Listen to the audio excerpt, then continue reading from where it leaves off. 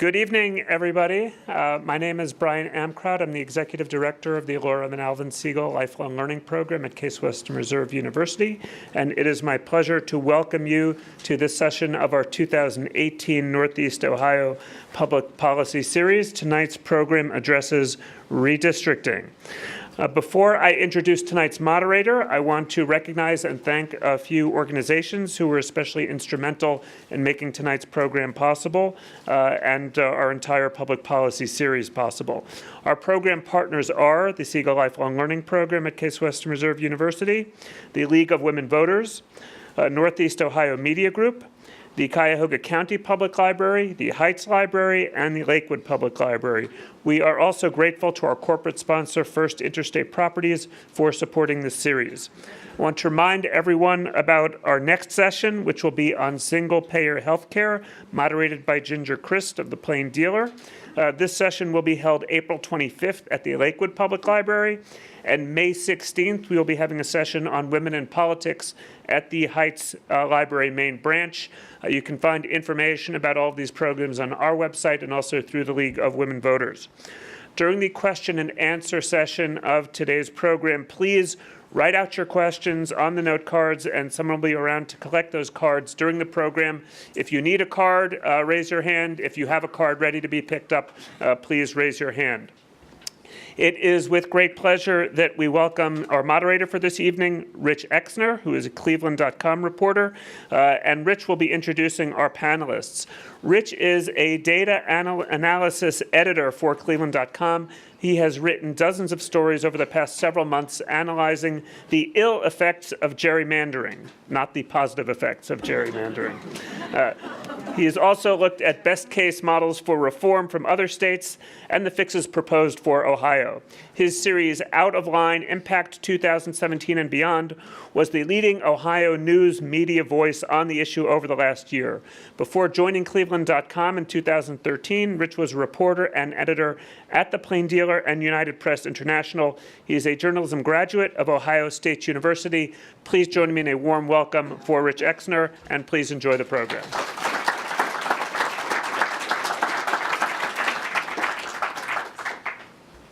Thank you very much. I hope that we can have an informal but informative conversation. We've got some of the experts in the field tonight. One of the neat things about being a journalist is you get to talk to a lot of really smart people and get free college education beyond college, because you get to talk to some of the very brightest people in each field, and we have some of them here tonight. David Daley, if you haven't gone to a local library, he's written a book that is really an encyclopedia of how it's come to be. My mom taught me not to say these things in public, but David, tell us about your book. David, who used to work for Salon magazine and other publications, tell us about your book real briefly and how you came to be here in terms of this topic. Sure. I was the editor of Salon throughout 2012, 2013, and we were covering just the wildness that was happening in Washington. Government shutdowns, vote after vote on Obamacare, repeals that clearly weren't going to be signed into law by the president it was named for. And one morning I said, gee, I wonder why the Democrats didn't take back the House in 2012 when President Obama got reelected and Democrats took back the Senate.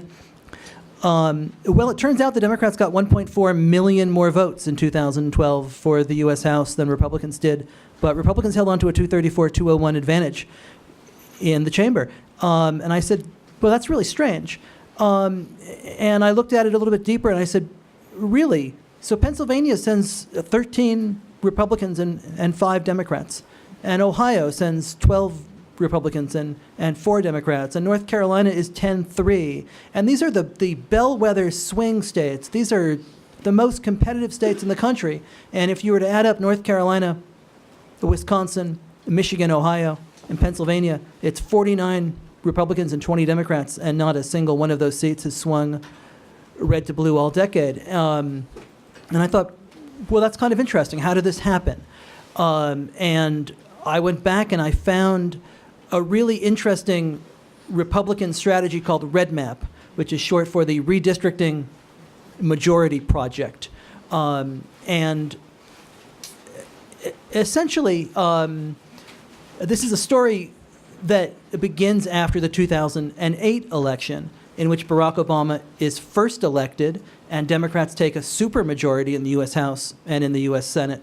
And if you go back and look at the TV coverage of election night, there are the smartest minds in politics on every channel from all sides are saying that the Republican Party was going to be a minority party for decades to come. Didn't exactly turn out that way, did it? And a handful of really smart Republican strategists realized that a redistricting is coming in 2010, and that the 2010 redistricting in many ways offered a path back to power for the party, that the 2010 election could be more consequential than 2008 because every 10 years after the census, we redraw all of the state legislative lines and all of our congressional lines. And in most states, it's the state legislature that's got the power over both of these processes. So what the Republicans did, and this is all perfectly legal, it could have been done by anybody. I'm not up here pointing partisan fingers one way or another.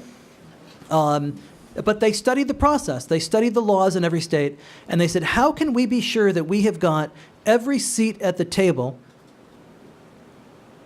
when it comes time to draw the next set of maps in 2011, especially in these swing states, especially in states that are going to lose or gain a seat through reapportionment once the census is conducted. They targeted 117 local state legislative races across 16 states. And by targeting and winning those races, Republicans had the power to draw on their own, unilaterally, nobody else in the room, with the most sophisticated computer modeling and big data software that has ever been used in districting, 193 of the 435 U.S. House seats. That gives you a pretty good advantage towards the 218 you need for a majority. And this is where we are. Districting and redistricting, it explains why our politics is so extreme, why it is so broken, why our districts feel so uncompetitive.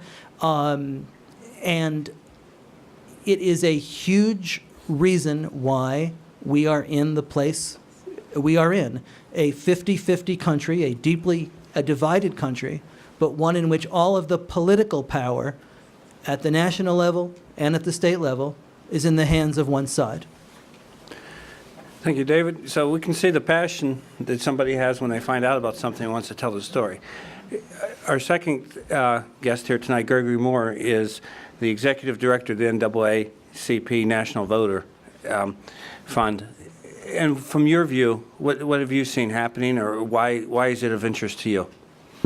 Well, first, let me thank you all for being here in a standing room only crowd to talk about redistricting. And that's something I thought I'd never see. I am the executive director of the NAACP National Voter Fund, but I'm also a native of Cleveland, Ohio, and have spent my entire adult life outside of Ohio. But as Catherine knows, I come back quite a bit. In fact, I call Ohio my home, depending on the type of year it is. And the reason this is important to me is that we've watched the trends across the country on how the Voting Rights Act has been really eviscerated by the U.S. Supreme Court. We've watched how legislatures across the country, after we lost the case Shelby v. Holder, that these supermajority legislators really began to roll back many of the voting rights that we had fought for a long time. The early votes, the work around provisional ballots being counted properly,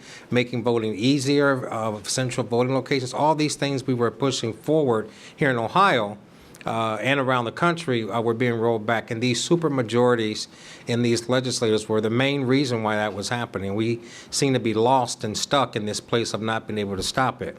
When Catherine and others, and Catherine and I have worked on 2 or 3 of these, and she's going to talk, she's the real star of this, this great initiative that actually had success. In Washington, there was very little sense of optimism about this possibility. In fact, when it was first announced that there would be an effort, We basically sat back and waited for the process to unfold. And as things began to fall apart, pretty much as you maybe follow from the Cleveland Plain Dealer and other publications, it was the advocacy groups, it was the League of Women Voters, and it was Common Cause, and it was the NAACP and others who had basically stayed out and continued collecting signatures. And she's going to talk about that, but we actually got invited to the table and became a part of that negotiation process, much to my surprise. And all my skeptical friends in Washington said, Greg, can you go back home and help with this? And I did come back, and I worked from, I believe, December and all of January and up until the very last day when the threshold for this initiative was had a deadline, which was the 7th of February.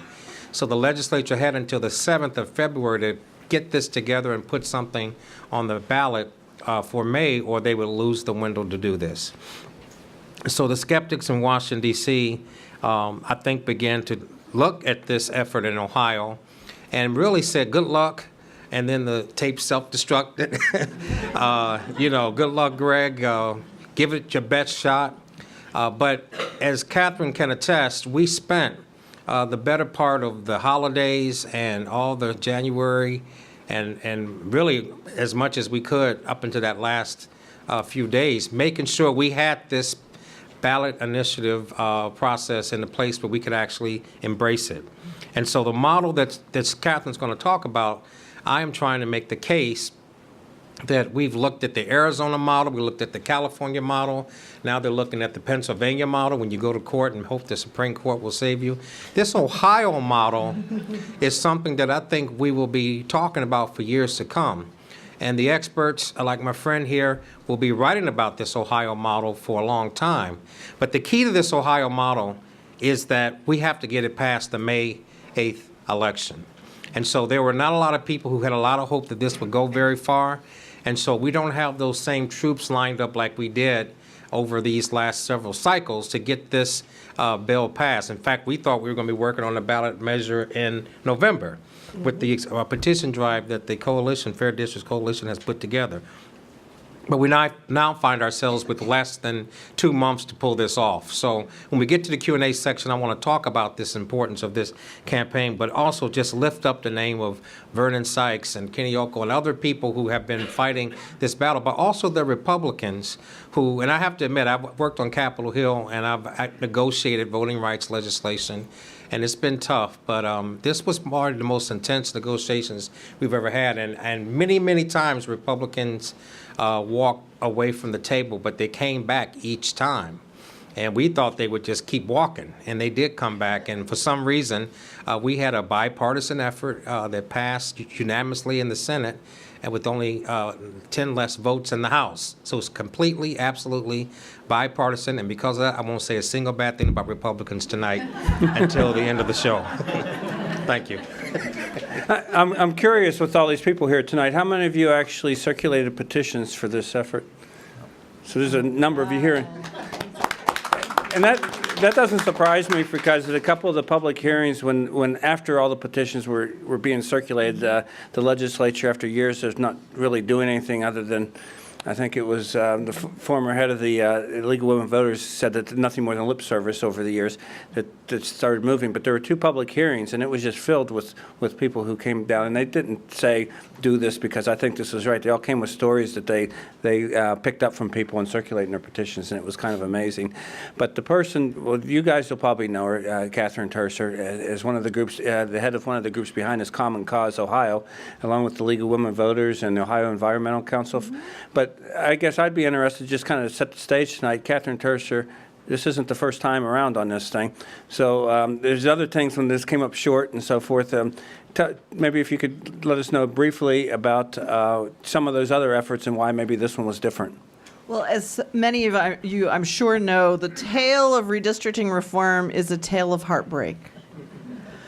In the late 90s, a woman named Terry McCoy came up to me. She had in tow a woman named Peggy Rosenfield. And you all probably might recognize those names. These were 2 long-term League of Women Voter advocates. And I was at Ohio Citizen Action at that point, so I've been working on kind of money and politics, and so they started walking me through gerrymandering, and I had to be like, yeah, 8th grade social studies. And then, like many of us, I had that like aha moment where it was so clear to me that cheating, playing around with those district lines, was a way to invalidate the will of voters. That in fact, the manipulation of those district lines is the manipulation of our vote. The manipulation of our vote manipulates the policies.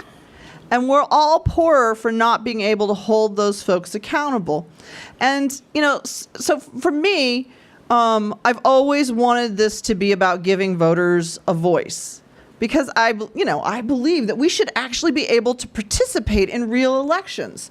That, in fact, we need to have more competitive races, and addressing redistricting reform is one of the ways that we can do this. So I'm going to take us back to 1981. Okay, I know. So I was in middle school in 1981, so it's been a little while. But this is the thing that to remember is the very first redistricting reform effort where citizens gathered signatures was in 1981. And they got their butts kicked.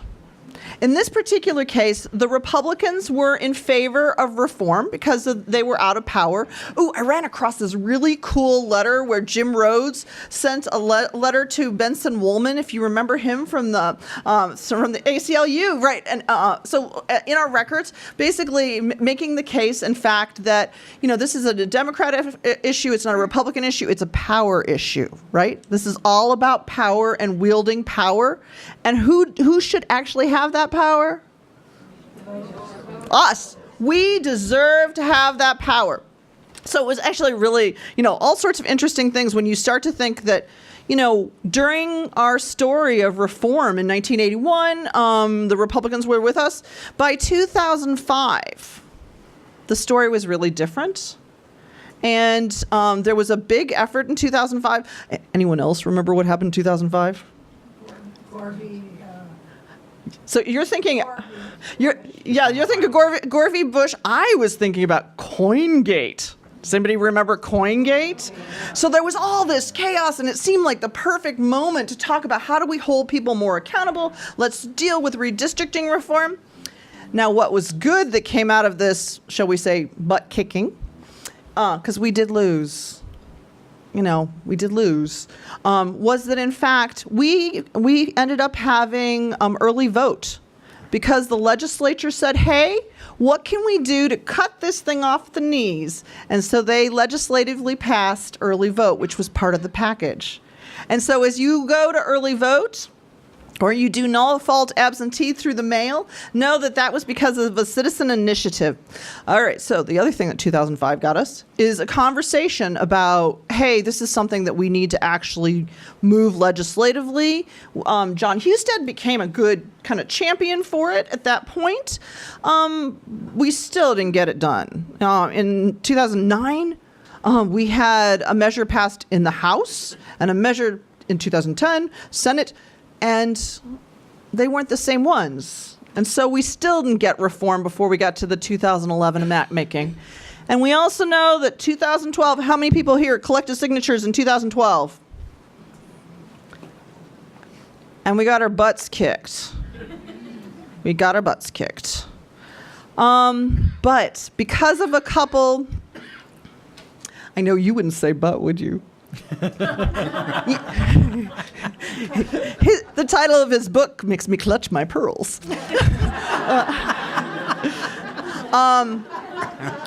But because of those, I was teasing Greg. I was telling him about failing forward. Like every time you are not successful, you learn something and you move forward. And I don't know if you noticed the number of people that collected and the number of people that collected in 2017 was dramatically different, right? It was dramatically different, the numbers. So we've made tremendous progress in terms of educating people and engaging people. And 2017 was a really interesting year because we had this resurgence of interest in the principles of democracy at the same time as Ba-dum-bum. At the same time as we had this interest in addressing redistricting reform, and Greg is absolutely right. You know, I've done citizen initiatives before with millions of dollars. I've never done it like this way, which is like we have a room, let's put on, you know, we have a barn, let's put on a show. There have been times where it really did feel like that. Well, let's organize people to collect. And I do want to say, you know, thank you to all the people who helped, whether they were collecting signatures or validating petitions or just having a conversation with their neighbors. We're all part of the story now. And we deserve to have a voice. And so as we leave today, make sure you say hello to your neighbor. Ask them what they've done about redistricting reform, because we should start to think about what is democracy, what is we the people. And we have to participate not just on election day, but all year long. And on that note, Rich is looking like he's ready to take me off. Do y'all remember the Gong Show? I know some of you are too young. Well, one thing that happens in the newspaper business or website business these days is people get the chance to comment anonymously a lot of times on stories. So just want to address some of the things that come up all the time and some of the things that they've heard as to why you can't change the process. Like, for instance, and it was actually in one of the proposals for the Senate, is that the districts have to be exactly the number of people. And why would you want to do that? Well, then I guess it justifies, if you want every district to be exactly the same number of people, then it justifies, I got to split this city and that split it. And it makes it a lot easier to start splitting. But that's not true, as much as it can be is said out there. There are, I think what I write down, 11 states that don't have the exact same number of people. And then there was a Supreme Court case in West Virginia where they showed the variation of, I think it was close to 4,000 or so. So that's one of the myths that's out there on that. One of the other myths that comes up every time I'd mention this, and maybe if you guys circulate in petitions, you heard this from people. We certainly would hear all the time from people that didn't want things to change, is that you have to, one of the reasons why the maps look so funny is you have to have a majority black district or majority minority district. But the people that study this, that are lawyers, are a lot smarter than me, keep telling me, no, that's not the case. And in fact, they point to a recent Supreme Court case that was decided by the U.S. Supreme Court in a North Carolina case that points out that, no, you're not supposed to have quotas and so forth. You're supposed to have competitive districts, and competitive means maybe a lower threshold of the minority, because what's the alternative to a district that's designed to pump up the numbers of a minority group? Well, you've hemmed them in one spot, and all of a sudden they don't have a voice elsewhere. And anybody from Northeast Ohio is familiar with the district that runs from Cleveland all the way down to Akron. And truth be told, at least the legal people said, to tell me that really didn't need to be that way. You could have a district that could have really had a good chance to elect a minority representative without going that way. And I'm just throwing out the myths here. The other one is that the debate this time started off by one of the state senators insisting it can't be done by anyone but the state legislature because the U.S. Constitution says it has to be that way. But the people that follow it know, of course, that there was an Arizona case that made that clear. The U.S. Supreme Court's clear on that you can have an independent commission, and that there are independent commissions being used in some states, and then a place like Iowa uses an agency that has a lot of rules. So what do you do in the process if you don't have an independent commission doing it? If you have the legislature doing it, I guess the best bet is to have lots of rules. They call them guardrails sometimes, so people don't stray too far from what's right or wrong. And that's really what the fight was about here in the final days, I think, in the State House. The things that were going on behind the scenes in Columbus is because the legislature was looking at this, and they had a proposal that maybe some people in the legislature didn't like, or for whatever reason didn't want to get to the ballot in November. They were talking about racing to the ballot ahead of time in May, and people like Catherine Turcer, and I didn't know that Mr. Moore was involved in that. Then it sounds like you came in on that. So maybe you can provide us the insight. What got it from the proposal that the Common Cause, Legal Women Voters, and others thought was the right way to go in November to something that was acceptable? What was some of that give and take behind the scenes, and it makes this as an acceptable thing that the legislature is putting on the ballot in May? I'm not sure how much I can talk about it, can I? But, well, there was a lot, and I want Catherine actually to, once you start and I'll finish up, because she actually started the negotiations. I came in to help push it over the edge, so it'd be fair for her to go first, and I can come behind her. All this time I was hoping to be the backup singer. So as you know, it's incredibly difficult to give up power. It's just incredibly difficult to say, hey, we've been running the game, for 20 some years, maybe longer, and to say, hey, we're going to give this up, especially at a point where the map-making tools, which I think Dave can speak more about, but the map-making tools are so very good. So it's just hard to cede power. And we know that they looked at the proposal and they said, hey, why don't we see if we can come up with a bipartisan way to do this? And the thing that I would highlight about those negotiations is that it was a little bit like arm wrestling, right? And so there are lots of times I'm very disappointed in democracy.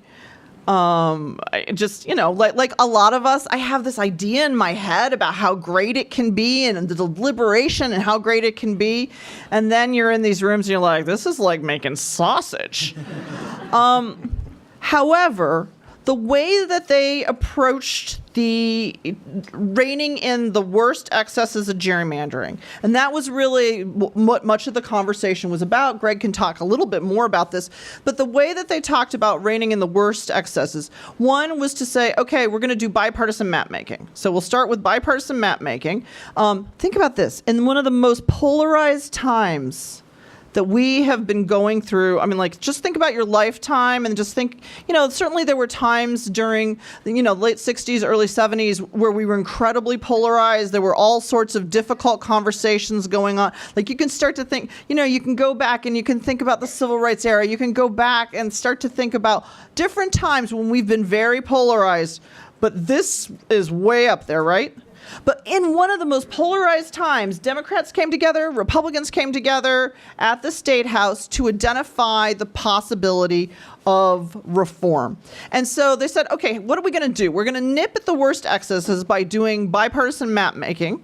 And so basically it's the legislature, but 50% of both major parties. So there's that. The other way always to nip at the worst excesses is transparency, right? Because if you can see what's going on, you can participate in improving it, right? And one of the things I really like in this proposal is the citizens' participation part. So we actually had long conversations about why it was important to actually include citizen participation in map making. Because, there are lots of people in this room that are never going to make a map. There are also people in this room that will want to make maps and will want to participate. And we can testify really directly that way. The other thing it did is that, you know what, if the Democrats and Republicans cannot keep it together, right, in the map making, then it goes to one party doing it, but the rules are so tough that anyone could do it, right?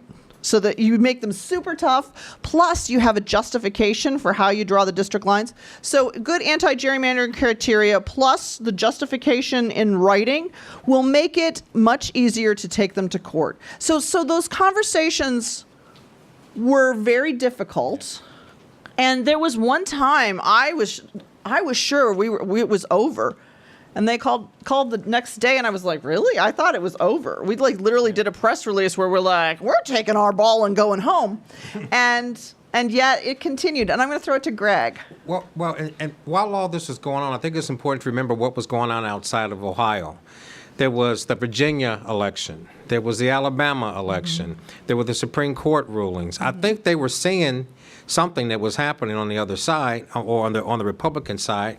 And I also believe these petitioners were getting not just 50,000, 100,000, 120,000, 130,000. They were getting up into the 190,000 range when they started saying we have to stay at the table.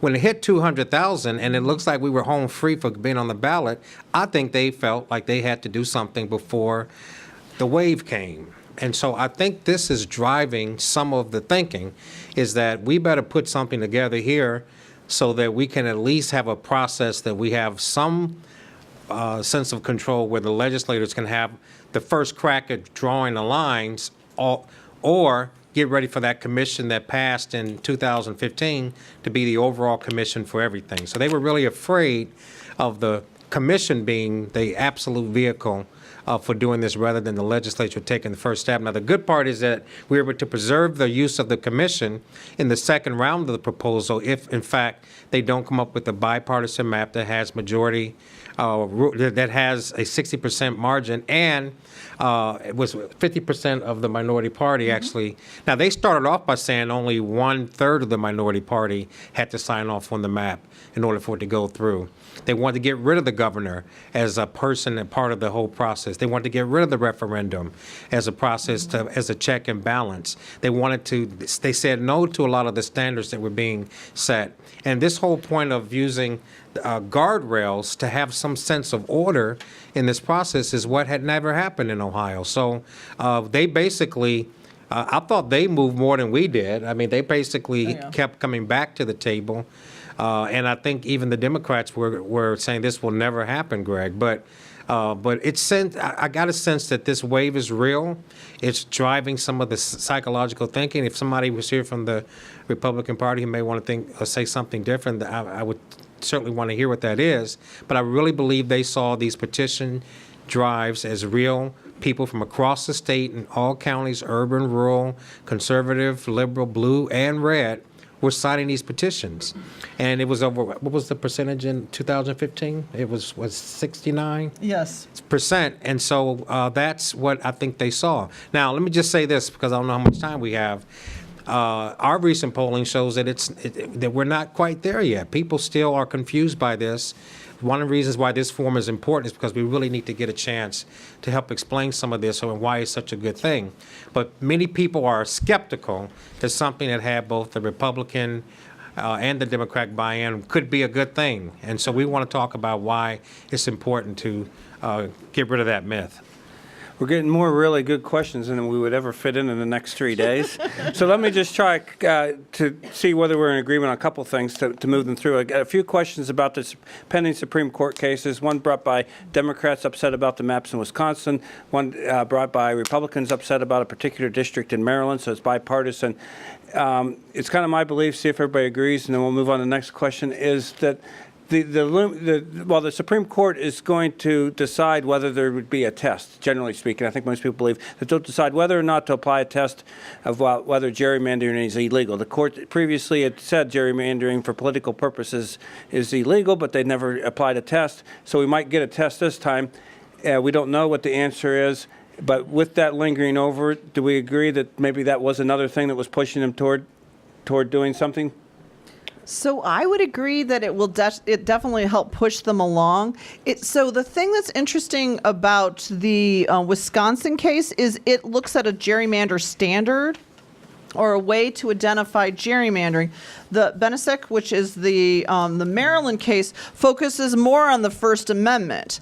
That in fact, as opposed to saying, hey, you need to have a standard for gerrymandering, what it does is it says, hey, if in fact you are changing a district because you don't like how voters vote, you are interfering with their First Amendment rights, and you just have to not do that, which is slightly different. So it's interesting to think that, so the Supreme Court could go two different ways. They could say it's like an equal protection thing. They could come up with a gerrymander standard and say, hey, we like this. Or they could say, hey, you should not violate First Amendment rights by playing around with the rules of government.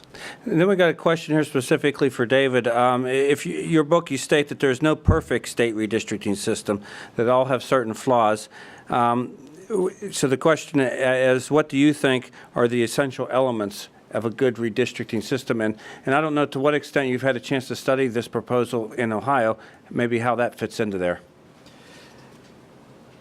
It's a great question. I mean, and the thing that makes it so hard is that there's a lot of tension between the various elements that you would want to have in a plan. You want a plan that represents the partisan balance of a state, right? But you also want competitive districts, and sometimes there's a tension there. You want to hold communities of interest together, and you want to hold counties and towns together. Except Democrats tend to congregate in cities, and Republicans live more spread out in rural areas and suburbs. So it becomes tricky to draw a map that looks pretty and still gets you towards fairness. So you have to balance all of these different standards when you are trying to design a process. And I think that we can learn a little bit from every state that has tried this. I mean, Iowa essentially hands it over to a bunch of bureaucrats and says, you can't use any political data, just use population, and draw the lines. Well, it's really easy in Iowa, a state that's very white and very square. Politically and culturally, right?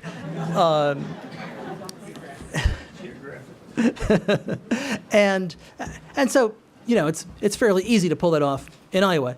You can't simply take the Iowa model and transport it to other states. In Arizona, they tried to put together a commission.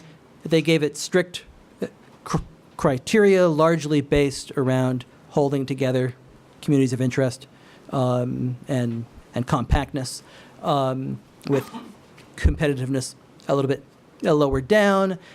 And they set it up trying to take it out of the hands of a very conservative state legislature in Arizona. And essentially, you got the independent districting in Arizona because the business community in Arizona got so frustrated with the state of politics there. You remember they were ending Martin Luther King holidays, and concerts wouldn't come to the state, and the Super Bowl wouldn't come, and the NCAA tournament.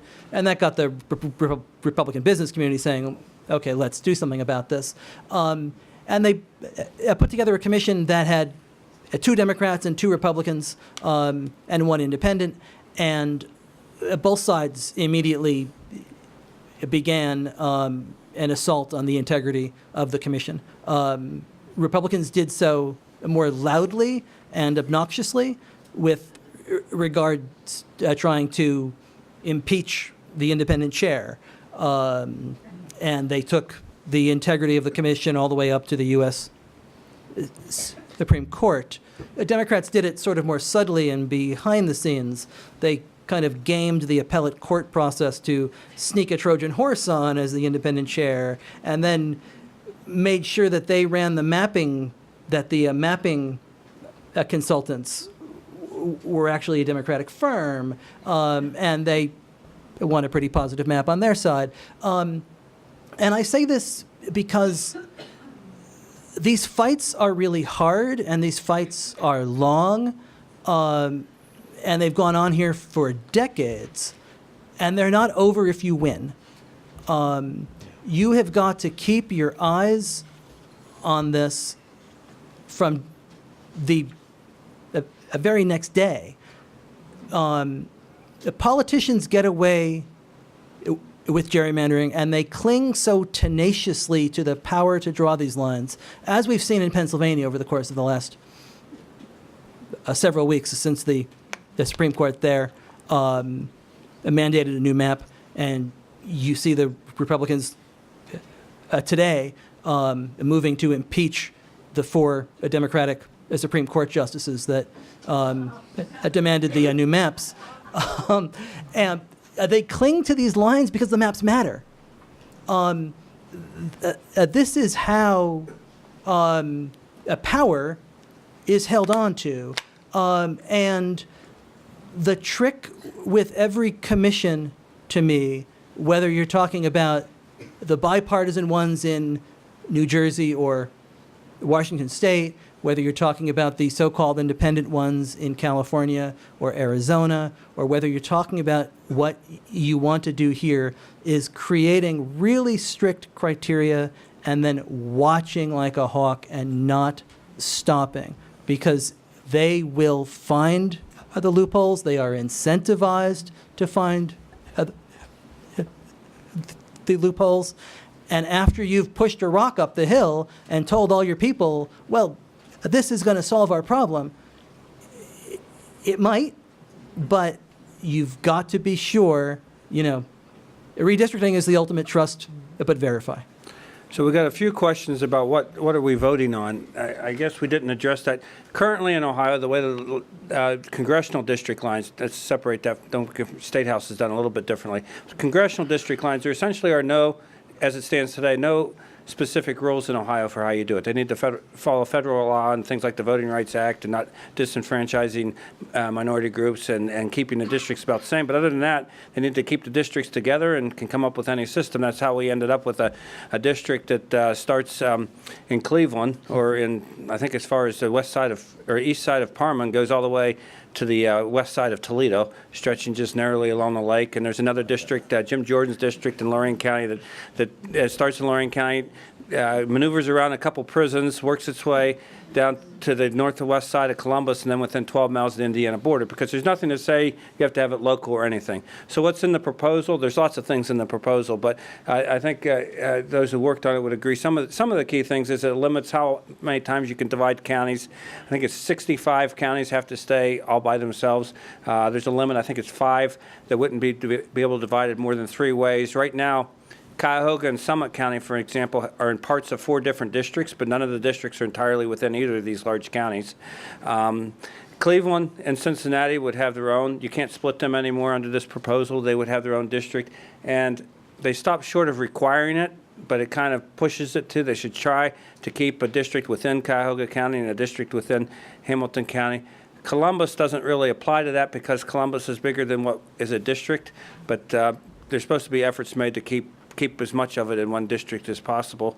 And then on the bipartisan thing, there's a whole series of complicated measures of step 1, step 2, step 3. But basically, the first set, right now, the Ohio legislature, the Ohio Senate and the Ohio House approve a map, and it goes to the governor. And last time, Governor Kasich signed it, despite what he said about the bad things about gerrymandering now. As it stands in the future, if this is approved, it would still go through the Ohio House, Ohio Senate with some of these rules about county splits and so forth. But significantly, it wouldn't get passed unless 50% of the second largest party agrees to it. So if the Democrats are still in the minority, 50% of them would have to go along with it before that could move forward. If they can't agree to that, it goes to a 7-member commission in which at least 2 minority members, am I getting all this right? At least 2 minority members would have to say yes for it to go forward. If that fails, it goes back to the legislature. The bar starts dropping about the minority support, but as Catherine pointed out, then there are more rules added to the process about how you can gerrymander things. They don't say gerrymandering in the language, but how they can gerrymander Favor or things. disfavor? Favor. So there's a whole series of things. The point is there's nothing now. There would be something in the future. I think the way I've described it is that the politicians still have their hands in the cookie jar, but there's grandmas looking around the corner to see whether they're doing things they shouldn't be doing. But so that's where we're at now. Now that's a little bit different than the petitions that a number of you people have circulated. That was much more strict on some of these things, and that brings up another question. The petitions had a proposal to do, well, basically even out the number of Democrats and Republicans to reflect past votes in Ohio. So, like right now in Congress in Ohio, we've consistently under these maps had 75% of the seats held by Republicans. They've won those seats with a little bit more than 50% of the vote. The idea would be that it would be closer to represent the vote, going in a complicated way back into history. That's not in this proposal. That was in the petitions. And what are some of the other key differences between what the petition circulated? A lot of these people circulated petitions, and what's in the proposal. So this is a more modest compromise. One of the things that I always, when we think about compromise, what I look for is mitigating the worst behaviors, and that's what this does. Is what are the worst things that happen? Well, they do it in secret. Well, this opens it up and gives us tools so that we can participate and make maps. What else was terrible? One party drew the district lines. So it starts out with saying, hey, let's do this as two-party map making. The problem is it's possible that they won't be able to come up with a map. At the end, it says if you only have one party, then you rein that map making in by saying no lines shall be drawn, no district map shall be drawn to favor or disfavor a political party or incumbent. The incumbent is important because, of course, there are many more incumbents of one party than the other, and incumbency protection is one of the things that have been understood by the courts to be of some good. The other thing that I think is very good that's included in that focuses on compactness, focuses on keeping communities together as much as whole, counties whole if possible, than municipalities and cities. The other thing that I keep going back to is if you're going to give it to just one party to do it, having that written justification actually is very useful because they can't write, for example, I did this to benefit my own political party. It will make it easier to work its way through the court. Now, keep in mind, sometimes we need the courts to rein in the worst excesses as well. So that is also in this proposal by saying, hey, we need a good written justification. And I always think, sunlight is the best disinfectant. That idea, like that Dave was talking about, that we need to be engaged throughout this process. Even if this was a perfect or as close to perfect plan, things can go wildly wrong in actual practice. And so I'm super glad that we have the citizen participation part of issue 1. Can I just add a few things about the proposal? It's a small window of time when all this has to work right. In 2021, the bill sets forth that the map decision has to be voted on by September 30th, 2021. If they can't reach agreement by, the 30th of September, then it goes to stage 2, where the commission then comes in and tries to come up with the map that has a bipartisan basis. If that fails, then it goes to phase 3, which is the worst option for us. We fought against that phase 3, but we're not able to win it. That's one of the few things we did lose. But that phase 3 then lowers the threshold for minority sign-off to 1/3. And then I guess it puts them back in a position of being able to draw their own maps for a shorter period of time. But we do have the right of referendum at the end of that. I think we kept that in there. So we did. We did also keep in the right of referendum. Right. Now, anybody who's done a referendum, it's 90 days and it's just a slog and terrible. That being said, the ability to say, okay, y'all made this map, it is so genuinely awful, we are collecting signatures. There's some power in that. I don't know about you, but I would be ready to collect a bunch of signatures if the map is genuinely terrible. And who's with me? Dave, hey, back there. But David is absolutely right. You got to watch this all the way through the process. We're just talking now about getting it through the ballot in May, but the process of this thing going through and actually being implemented requires some 3-year vigilance. The key thing is the results of the 2018 and the 2020 election for both the legislature and for the governor. So this is extremely important. The governor that's elected this year will be the governor who signs or vetoes that bill in 2021. That's right. It was 10 years ago. And so this is extremely important for us to make this. Now, we haven't said this. I don't want to confuse anybody, but if this thing fails, which is possible because we're not supposed to talk about these numbers, but the numbers aren't high in the sky. There's a lot of uncertainty about this. If it fails, then we have to go back to the fail-safe procedure of getting these signatures and ready for a ballot fight in November. So this is an attempt to keep that from having to happen. We don't want it to happen because we don't have the resources to fight a battle and the governor and the Senate race all at the same time. But Greg, what if it passes, and if some of these petitioners believe that this petition was still a better plan than what's being presented in May, could that potentially go to the ballot in November? I think the answer is yes. I think the answer is yes, and I think the answer is that it's one of those things that would come up that we would have a cataclysmic situation on our hands, because a lot of people would be for that ballot measure, and I think the courts would have to decide which one would trump the other one. So Maybe I you think, could figure that one out so, first, David. so it is my understanding that if this passes, and when you're voting against this proposal versus the status quo.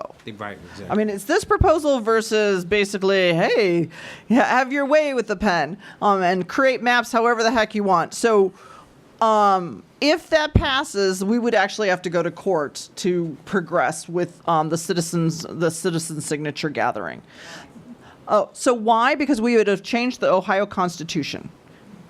And we'd have to have an argument that when we started collecting, the Ohio Constitution was this way, not that way, and it's not clear how that would turn out. The one thing that I would highlight to you all is citizen initiatives pass in the past 25 years at about 42%. So I have to tell you, it was very hard for me to put down my pen and stop collecting signatures.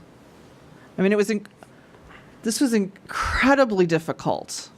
And to know that, yes, this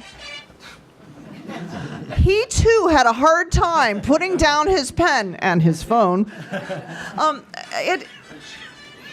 love that ringtone, don't you? It's a good one. So I guess, for how many of you in this room have had a really hard time putting down your pen and saying, hey, yes, issue one? And she says she hasn't. Right.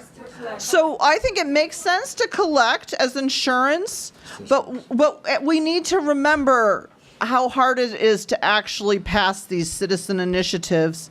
And one of the things that our friends, shall I say, in the legislature of a specific party suggested that they would spend a ton of money against us. And so, like all compromises, this is difficult.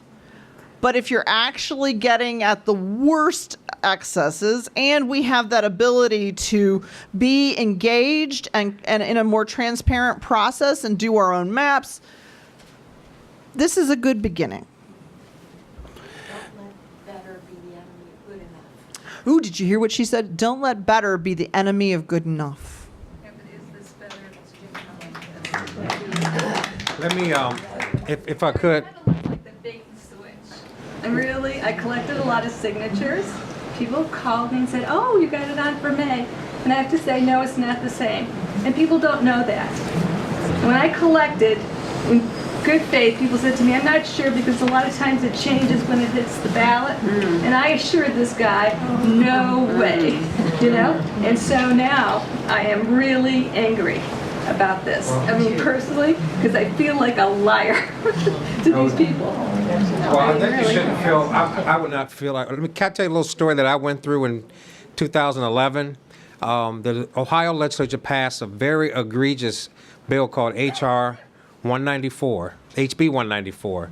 It basically got rid of early voting. It got rid of Golden Week. It made it very difficult to count provisional ballots. It basically put us 35 years back in Ohio law, and it all came in one big omnibus bill. And so I got, at the request of former Secretary of State Jennifer Brunner, we got together, we formed something called Fair Elections Ohio. We went around the state. We got with the Obama campaign, and we actually, and Labor, we actually collected over 300,000, we collected almost 500,000 signatures to get on the ballot to repeal the law. And we won, we got the numbers, it was certified by the Secretary of State's office, but lo and behold, the legislature came in and said, why don't we just repeal that law? Because we don't want you all to have this big ballot measure on in 2012, because they were trying to do what? Defeat Barack Obama. So to do that, you didn't want a high-powered voting rights bill on the ballot that would jack up the black vote, for lack of a better term, and the progressive vote and the labor vote. And labor was at the same time fighting this battle for pushing back against collective bargaining rollbacks. They won that battle. Remember that. We won that battle. So they saw that ball coming down the pike and decided to take this off the ballot. So we thought illegally, took our ballot initiative off the ballot and then repealed the law in its entirety, with the exception of two things, which was early voting and no fault. That was the piece that the weekend voting thing you've been hearing about was the one thing they left in there, and we were able to get them to repeal everything else. But were there people angry back then because they had repealed something? They wanted to be a rebuke to the legislature, and we were accused of pulling it off the ballot. We didn't pull it off. Secretary of State Houston pulled it off the ballot. But we had to lay down our pens, too. And I was ready for a real big campaign, but we just couldn't when we had a chance to get rid of it through the legislative process. So that's what just happened here. We went through the legislative process to get what the people who wrote petitions and signed petitions wanted. We got as close to the end as we could get. And we know it's not exactly what's in the measure, but we thought we really were running out of time and energy and places to go. So people like David and others across the country can evaluate that. But I know, can I just tell you, I want to keep talking, but I had a meeting with former Attorney General Holder 2 weeks ago, and they were reviewing the prospects of this bill, gave him the whole lineup of what was happening. He said he read through this entire summary, and he kept looking for the bad parts, he said. And he kept thinking, where's the bad part that's going to come and grab us at the end, saying, okay, here's the killer pill. And he said he couldn't find it. So he is a good direction for me to follow, that you guys did a great job negotiating this from an organization, from a Congress, from a legislature that is a super majority Republican. And we never forgot that. We were negotiating with the super majority in both the House and the Senate, and Republican office holders in all 5 statewide offices. So we really didn't have a whole lot of backup if this didn't work. There's a few legal questions that came up. A couple people have asked, well, what happens if the Supreme Court rules? How would it impact this? I guess that's kind of difficult to attack without seeing what the Supreme Court says. We've got a question here. If it gets through, we talked about this multi-layer process. If it gets all the way down to the end and you can't get enough bipartisan support, they can still pass a map for 4 years. Is that right? Mm-hmm. So the question being, what would happen if it really got to that end process and get there? Does that open the door for courts to overturn this? I mean, is that like one other fail-safe clear at the end if you can't get both parties on board? So this is a problem. I listened to what she was saying, and I was listening to what he said, and now I have no idea what the question is. Sorry. Well, the question being, if you got to the end and you didn't have minority buy-in, so they passed a map that was short 4. Is there yet one more fail-safe that the courts would say, wait, you didn't follow the rules? So absolutely. So once you get to the 4th step, there's the rules about, basically you draw the district map so that it doesn't favor or disfavor one political party or another, or one incumbent over another. There's a rule about keeping communities together, so counties whole, then municipalities, then cities. There's a compactness requirement. There's a requirement to put it in like what you're actually, the map making is actually, your justification for why it looks like this in writing. It's only for 4 years, but it does rein in some of the worst excesses. It's not like they can do the snake on the lake. They're clearly, shall we say, they clearly could have a little bit of fun, but they still have to go through that written justification. And if, in fact, the map is genuinely terrible, we can referendum it, or we could actually take them to court. How do we take them to court? See me afterwards. If they went to step 3, that's legal. So you can actually challenge, like you could take them either to state court and challenge that, in fact, they did violate the rule about favoring or disfavoring one political party. You could take them to court about whether they broke up communities inappropriately. There are different places that you could do that in state court. And then depending on what happens with the federal level court, we could have a different kind of challenge about creating district lines, whether it's the First Amendment argument or gerrymander standard. We could do it that direction, but we don't actually know what's going to happen with the Supreme Court meaning the U.S. Supreme Court at this point. So, David, we got a question that maybe falls into a lot of what you addressed in your book, is that the result of all this gerrymandering, and there are people like Governor Kasich's been out there saying that's why you have, people on the right and left and fewer people in the middle now. Can Can you talk about, I don't know whether we can predict the future, but if we hadn't had gerrymandering now, how would that potentially have changed Congress's makeup, or any thoughts on that in general about what that's done to not necessarily how many Democrats and how many Republicans have, but how government functions? We've got about 35 legitimate swing districts left in this country out of 435.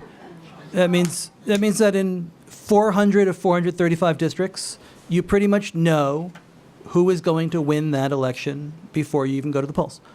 That's not good for democracy in just about any way. You don't have to turn out and vote in these elections. If you are the legislator from these districts, you really need only concern yourself with what the base of your party there thinks, because you're trying to fend off a primary campaign. You don't care about the general election because that's in the bag.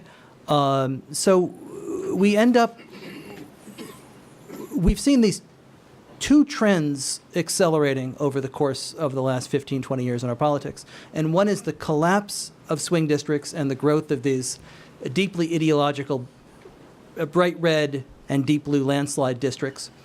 And then we've also seen the collapse of bridge builders in Congress, of folks who are able to work with and talk to both sides.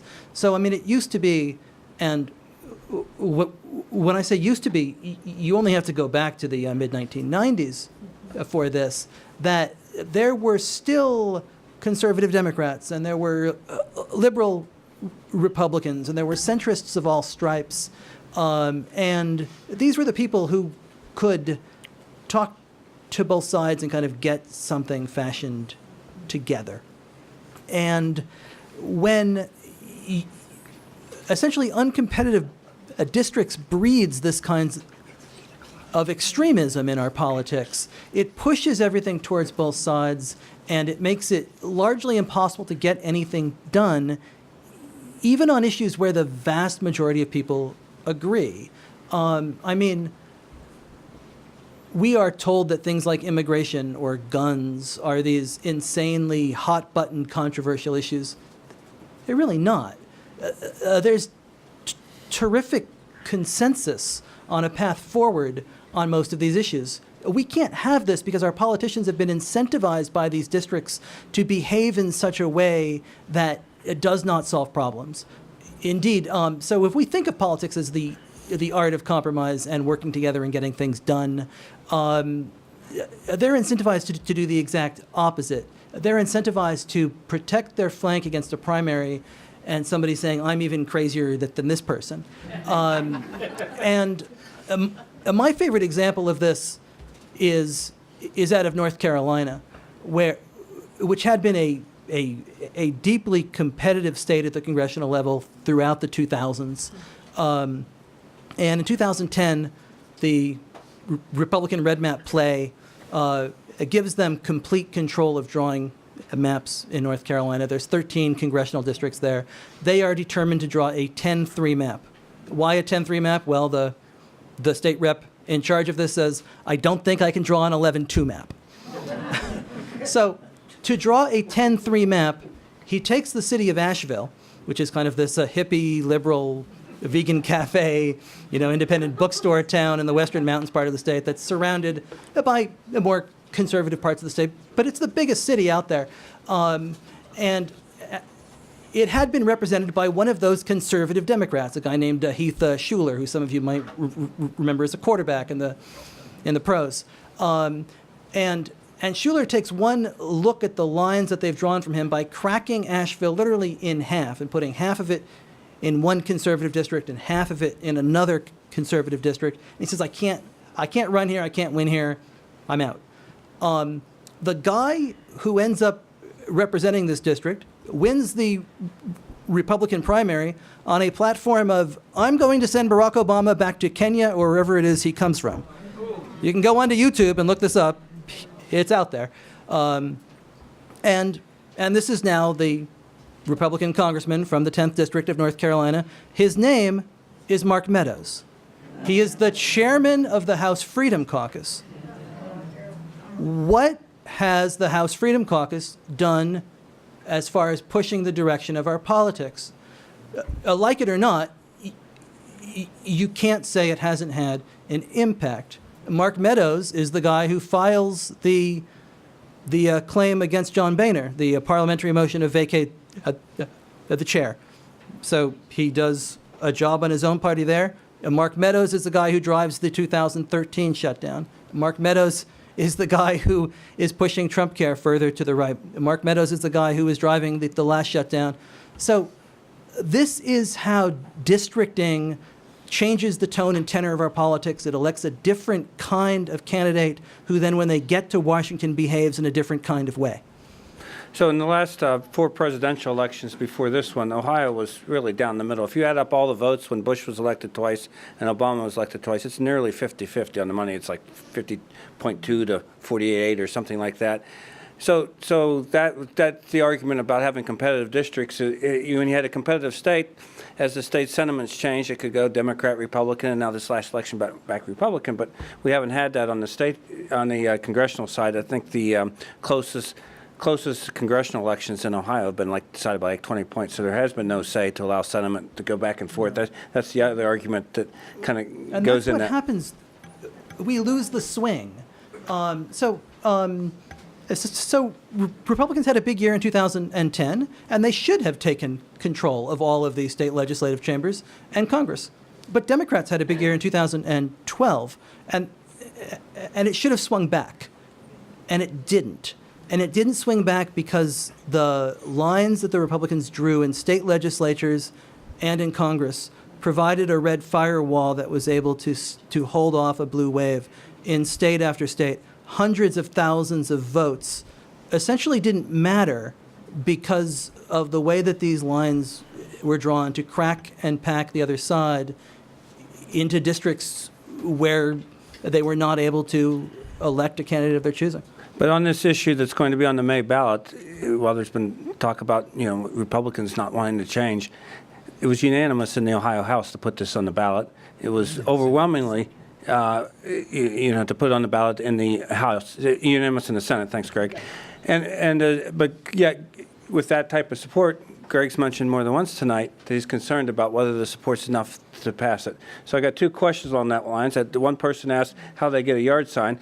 The other person asked, is there concern that outside groups will come in to try to fight against this? So anybody. Do you want me to take the yard sign question? You take the yard sign, and I'll take the outside group question. So we should have yard signs in approximately 10 to 14 days. It's not exactly clear, and I appreciate you all being patient. As you know, it takes us a little while to rustle up a little money, but this is coordinated by the League of Women Voters of Ohio, 614-469-1505, and you can also put League of Women Voters Ohio in your Google search engine, come up with them, and contact them via email, and that's the way you can get yard signs. Bridget is the one who's coordinating it, and may make it easier if you ask for Bridget when you call. There's a sign up if you want a yard sign outside. And Catherine has been organizing the folks for the League of Women Voters of Greater Cleveland, and please sign up for a yard sign so we can let our neighbors and friends know. But you guys hear any whispering, any concerns, outside groups coming in to try to stop this? Oh, I am. I mean, I'm concerned because I've seen it happen so many times before. I'm also skeptical to a certain degree that this vote, which was unanimous, was a little odd, but I thought it happened for altruistic reasons. But if there was this thing where we gave you your shot and you didn't get it, so you're done, and then we come in and do the big campaign against you in November, then that would be fait accompli, game, set, match. Redistricting is dead in Ohio till the end of time. So we don't want that to happen.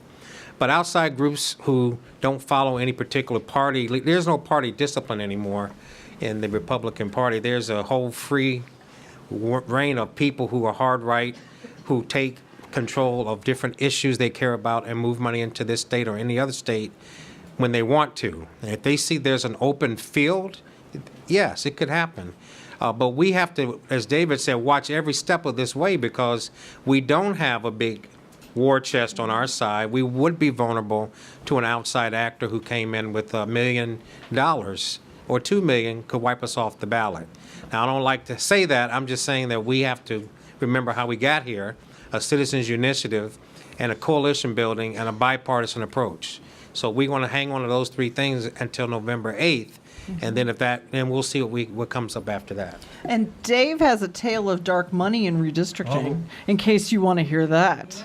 Probably many. Yeah. Which ones did you have in mind? I'm co-president of the League of Women Voters of Greater Cleveland here. And this is a great subpoint for a clarification I want to make.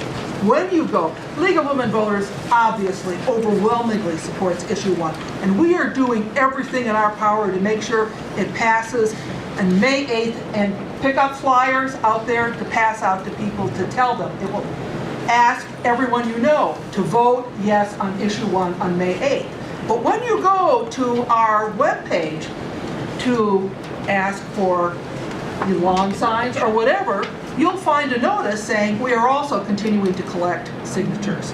We're doing it in tandem. We carry our clipboard, we ask for signatures, and we ask them to vote for on May 8th. We do it because nothing is guaranteed in politics, not because we don't support issue 1, but because we want to be prepared to come back in November if something bad happens, and we don't want to look like we've taken off our activist sneakers so that the dark money feels free to come in. So please, if you want to continue to collect signatures while you advocate for issue 1, get in touch with us. Catherine LaCroix right here is your woman.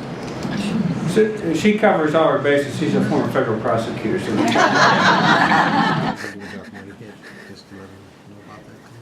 Ooh, Dave, dark money. Dark money. What did you have in mind? Ooh, I just know that dark money played a Let's see. role during the 2010 elections, which set up the stage for the 2011 map making. And True. you know what? Because of my interest in money and politics, Uh-huh. I always feel like that intersection of dark money and, shall we say, evil gerrymandering, that tale is interesting. Well, I mean, Citizens United gets decided by the Supreme Court in January of 2010, right at the same time that all of the redistricting plans are being made. So it's not a coincidence that these two things are able to work together. That said, the Republicans were able to run this red map plan in 2010 for $30 million. That's nothing in American politics. I mean, I came out from Massachusetts. You can't lose a U.S. Senate seat in Massachusetts for less than $100 million. But for $30 million, they were able to create a hammerlock on supermajorities in state legislatures across the country, as well as this controlling Congress. I mean, it's the greatest political heist and the political bargain in some ways in our politics. What I see here, and I haven't followed it as closely, obviously, as Rich or been at the table as you guys have, but it seems to me that they're afraid of you. Because we're A little bit, scary. you know? I mean, I don't think a 66-33 state house comes to the table easily when, what, not a single one of them in 2016 was in a double-digit race even? Like, not a single race was even within 10%. And I think I'm using your numbers here, I think, Rich. But I think upwards of 40% of them won by over 40%. So when politicians who are this comfortable in their gerrymandered districts are willing to negotiate these gerrymandered districts away, trust but verify, but the fact that they're coming to the table to me suggests that they're afraid of the energy of citizen signatures and citizen activism, particularly in this year. And when you see it across the country, when you see what your colleagues in Michigan and Wisconsin and Virginia and North Carolina and Oklahoma and South Dakota and Utah are all doing on this front, there's a lot of energy. And if I was dark money, I'm not sure I'd get in the way of it in May. It'll be interesting to watch. I'm bad at predictions, though. So I guess try not dark to make money them. doesn't want to waste money, though, right? Yeah, dark money is usually pretty smart. I mean, I guess they spent a lot of money on Rick Santorum back in the 2012 primaries, so, I mean, maybe not. But I don't think they necessarily want to waste it, especially if the Republicans were and both sides were involved in negotiating a compromise here. So it'll be interesting to me. It's interesting that you mentioned it here, and your book goes into more detail about the $30 million that delivered what it did. And anybody that's looked at the reports that was prepared based on emails from the secret process a few years ago, see, you know, it's not inventing that as something important.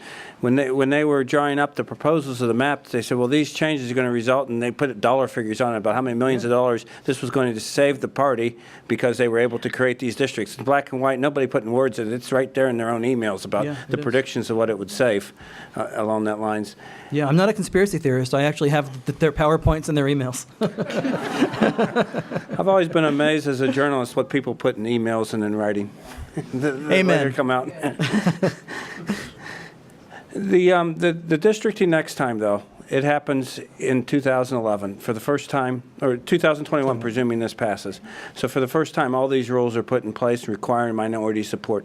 Do you have any concern that still that the people voting on the maps are going to be the people that are seated by a gerrymandered district? Because, you know, the new maps for the State House won't take effect yet. So it's the old system, the system that was so skilled that in the first election when Obama was reelected, that the Democrats had more votes than the Republicans in the Ohio House races across the state, but only won like 41% of the seats. Right. Do you have that concern that it's not a fixed legislature yet that's addressing this, or you got enough rules in place that's going to prevent them from doing bad things? So think about the going around and around in circles. It's not fixed yet. When you try to fix it, you can't fix it because it's broke. And you try to fix it and it's broke. I think what we do is the best that we can to mitigate the worst, and we move forward. You know, we should feel proud as people who have been collecting and continue to collect signatures, because we believe that people should have a voice. And that doesn't mean that things are going to turn out perfectly in 2021 and 2022. The goal is to try to mitigate the worst, try to move us on a path to have things better, and to tackle other issues in the future as well, including money in politics and better voter access. And you can start to think about all the other problems that we have right now, where if we could just mitigate each one a little bit, we would be on the path. But a cycle of thinking, hey, we're starting out bad, so how are we going to get better, just makes me really depressed. And I am an American and an Ohioan, and as a proud Buckeye, I believe that we can do something about this. I believe that we can have the democracy that we deserve. I believe the fact that we're in this room today is all about us saying, you know, this is what democracy looks like, right? You know, we are what democracy looks like. People coming in, we have a moderator, I interrupt the moderator. Susan's like, whoa, I'm over here. You know, this is what democracy looks like, and I think we should all be very proud. Doesn't mean it'll be perfect. Doesn't mean that there aren't pitfalls. It just means we've made tremendous progress. Well, some of the things in the proposal. For instance, it calls for compact districts, but it doesn't define it. And maybe some people are critical of that, sometimes not. But by the very fact that those types of things on there, does that make it easier to bring a case if people were violating the spirit of that than if there was nothing written about compactness or nothing written about some of these other things? The criteria that we were able to get, they never agreed to the full language on criteria. So there are lots and lots of ways to define compactness. You know, a good example is you could do compactness as a circle, but of course, how do you do a bunch of districts that are actually a circle? So there are a bunch of different ways you could do compactness. We need to be watching the language that they create in the legislature to actually go through this process. What model? You know, Mark Salling's in the front. He might come up with some compactness criteria and give examples of how that could be very different. It does make a difference, and yet the notion of compactness is a lot clearer to people. Mark Selling up here. We could talk about a lot of smart people in the room. Those the files and so forth that the politicians used to draw the maps in 1991, 2001, and 2011 were created by Mark. Now, he can't be responsible for what they did with them, but I bet he knew, though. I bet he knew. and the contract from Cleveland State University had a contract with the state, and Mark was the mapping expert there. So, you know, those of us that mess around with maps and study this stuff and say, well, geez, but it could be this and that. But the people with the cameras probably get mad at me, but I want to ask Mark, because you know more perhaps, you see how the files are used more than anyone else. What are some of the good things and some of the things you're really going to watch for if this comes to be? Well, thanks for asking. I applaud the effort, obviously, and I also urge people to continue to sign that petition for a couple different reasons. To get the ballot in November, get it on the ballot in November, whether or not this one passes in May. I do have concerns about the current proposal, and I wrote an op-ed piece in the Plain Dealer a couple weeks ago. Because He can step up to the podium. Apologize for the cameras. Mark Selling. Yeah, my name is Mark Selling. I'm at Cleveland State University. I applaud the effort. I think it is better than the way we have things done now. So that's very clear. But my fear is that it may only be marginally better. It still could very well result in a majority plan that means that our votes are not counted like they should be. It means that not as many in the minority party will win as the number of people in the state votes for that party. That's representational fairness. It would be very easy, I think, in this current plan to come up with a redistricting plan that still limits our votes, okay? So I've always advocated using measures. I'm a data person, right? So I believe that you could come up with metrics beforehand and say that you have to have representational fairness score of between this value and this value. You have to have this percentage of the districts which are competitive. You have to come up with a compactness score in this range. You have to not split communities of interest this much. And those are all measurable things. It's not just in the words, shall not have non-compact districts, shall represent the population and their voting. Those are nice words. And in court, you might be able to make a case about it, but I'll come back to that. But you could actually measure these things, and it's been demonstrated that the public can participate by actually, on the internet, using software, draw districts and submit them and have them scored using these criteria, and then allow a commission to then pick from the best 5 scoring plans, okay? And give the citizens, us, the ability to propose plans that met the criteria that we all can agree to: competitive districts, representational fairness, compactness, splitting of communities of interest, okay? You can measure those things. It's been demonstrated twice. Secretary of State Bruner hired us to help with the process back in 2009, thank you, to do this, and you were involved in that. And it showed that every plan that was submitted on the internet, using really actually software is much more difficult than is available now, every plan that was submitted by a citizen outscored the plan in existence that was drawn by the politicians.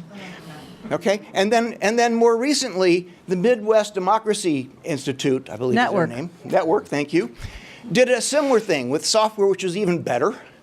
And every plan that was submitted by citizens scored better than the existing plan produced by the politicians, because they had a set of criteria and they had a way of measuring those criteria, and they came up with the results. So I would love to see a plan like that. It's not going to happen. I recognize that, okay? But I've always advocated, I'm an idealist. So, but what I would say is because there is a requirement in this to give us the tools to make maps, we could identify criteria that we would like to see. One of the things that can make a huge difference in court, and also, shall we say, public pressure, is to have some citizen maps. If all the citizen maps are actually way better and you know, more competitive, more compact, all of the different things that you like, our communities together, we will have an opportunity to put pressure on them during the legislative process. And then at the end, if we need to, you know, many don't love the idea of going to court, but we have the ability to say, hey, they said this, and here we have these actual maps to push back against the notion that they just couldn't possibly come up with anything better, which is what I'm sure Rich alluded to that before. I really believe that the citizen engagement part of this is one of the best ones. I'm very hopeful, and I hope that's the way it works. But my concern, and I'll give credit to my colleague Bill Sparrow, who's sitting back there, points out that should it go all the way and the majority party creates a plan that we would all consider to be unfair, but they do it anyway. If you take them to court, what's a court going to say, especially one that may be leaning towards the majority party? They're going to say, everybody swore this was a bipartisan process. Now you're objecting to it? So we're promoting this as a bipartisan plan, but if we have to take it to court, the courts could very easily say, you all agreed. What are you having a problem with now? Well, so I do understand that you could still make the argument in a court that they didn't follow some of the words in the third stage that says you've got to be compact, you shouldn't favor one party. Again, those are not measurable, or they are measurable, but they're not measured. And you can argue about whether it's representative or not, or whether there are enough competitive districts or not, or whether they're compact enough. And so a court could say, we can't measure these things. We can't tell whether your allegations about their not meeting the goal of the words in the document. So you all agreed it was a bipartisan process. That's it. Could I ask whether or not the map or the plan that people are signing petitions for now would have the same criticisms from you, or would that just be from this document? In other words, with those same conditions of the ability of them to draw their own majority map, could the commission do the same? Could the same flaw fall within the commission? I think the commission idea still has flaws, but I think it's probably better than the current proposal that anybody voted on. Be better. Because it does have more specific wording about representational fairness, competitiveness, etc. So some of that wording got washed back. It did. And compromised. I understand. Yeah, we tried to get it to the very, very last day, and we couldn't get it. So I want to make it clear, I'm not telling you not to vote for this thing in May. I very well might vote for it in May. Okay? Maybe. Thanks. I'm really torn about it, but it's definitely better than what we have now. Okay? Thank you for your opportunity. So we got lots of questions I didn't get to. Apologize. Lots of good questions here. We just have a couple minutes to wrap up. What we do have to decide on in May, if you're a voter, is yes or no. We don't get all these other choices this time around. So if, we just have a couple minutes, but maybe quickly go through yes or no and why. You're not an Ohio voter, but we'll give you a Ohio vote tonight. No one tell Chris Kobach.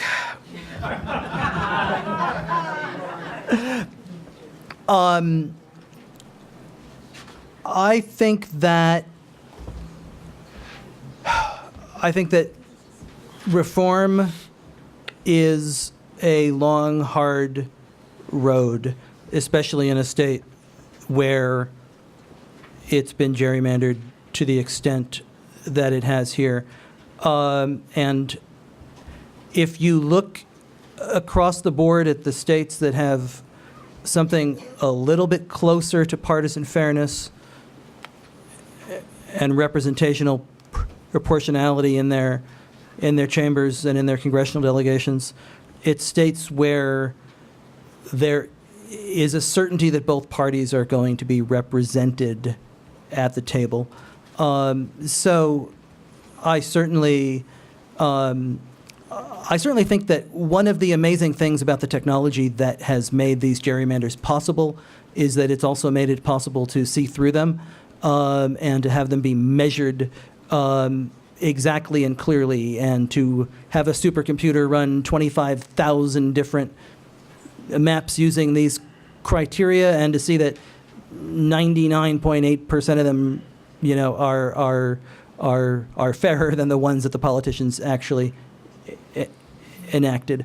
The other side of that is sometimes 8th graders are able to draw maps that are better than the ones that the politicians enacted. That just happened in Pennsylvania as well. And I also fear that that this technology is not getting any better. It's not getting worse. And in 2021, as they are drawing these maps, they're going to have the advantage of better algorithms, stronger data, and even more predictive power. This is a really long way of answering a yes or no question. You have to vote yes when it's in front of you, and you have to take what is here. I have watched Catherine at a distance and her team for years fighting for this kind of a democracy in this state.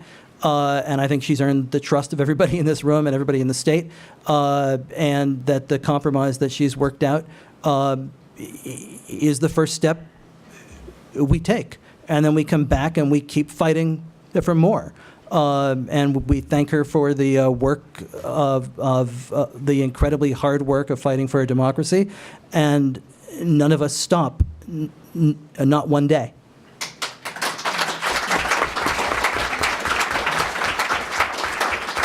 Greg, we're going to give you your Cleveland vote back for tonight. Well, I was following his answer and wanted to make sure where it ended up, so I'm glad you ended up where you did end up, Dave. But Yes. I had a rebuttal ready for it, but I'm good. We're good. Because you came so far. But well, look. I'm trying to address a lot of things. In the civil rights movement, we've learned that a lot of these things, these battles, are compromises. You know, the Voting Rights Act of 1965 was a compromise.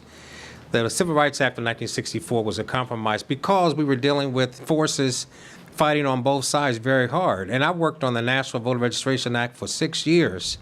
And it was a compromise that passed. We wanted same-day voter registration, universal voter registration. That's how it started. It ended up being motor voter and agency-based registration and postcard registration. But when I started work on that bill, it was illegal to register people to vote with the postcard in 24 states in 1993. So these things are compromises, and one of the reasons I was attracted to this bill was because it was a shot that we had that we could get this through even a supermajority House and Senate. I didn't think it was possible. I thought we should at least give it a shot. We talked about this. In fact, we were in North Carolina last year talking about what states had prospects. This was not considered a state that had any chance of passing this. So my vote will obviously be yes, because we got as far as we can get. But I also believe, as David said, at the very end, we can do better, but we have to get through this point first. If we lose this point, and we're back at zero, I'm not saying we can't get this other ballot measure. I will be the first one trying to help with signatures and turn out the vote. That's what I do for a living. But I don't want us to have to do that if we could get as far as we can get on this one. And then if we elect the right people in 18 and 20, I can guarantee you the push will be there to strengthen what we did in 2018 to have a much better and more open and more democratic situation. I think that's when we can declare victory. But right now, let's at least win this battle and get ourselves to the next stage of our democracy.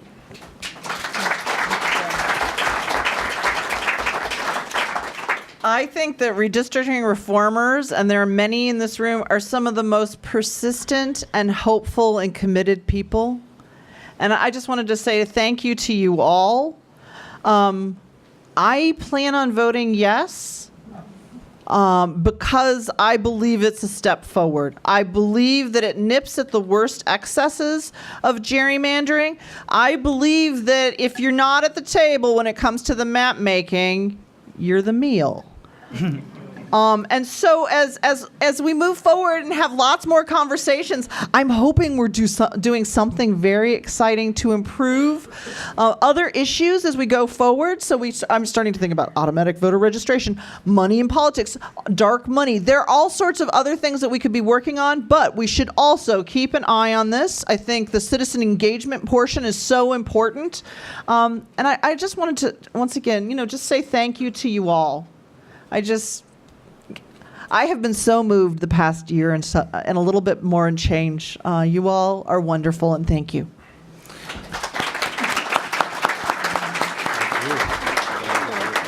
And thanks, everybody, for coming tonight.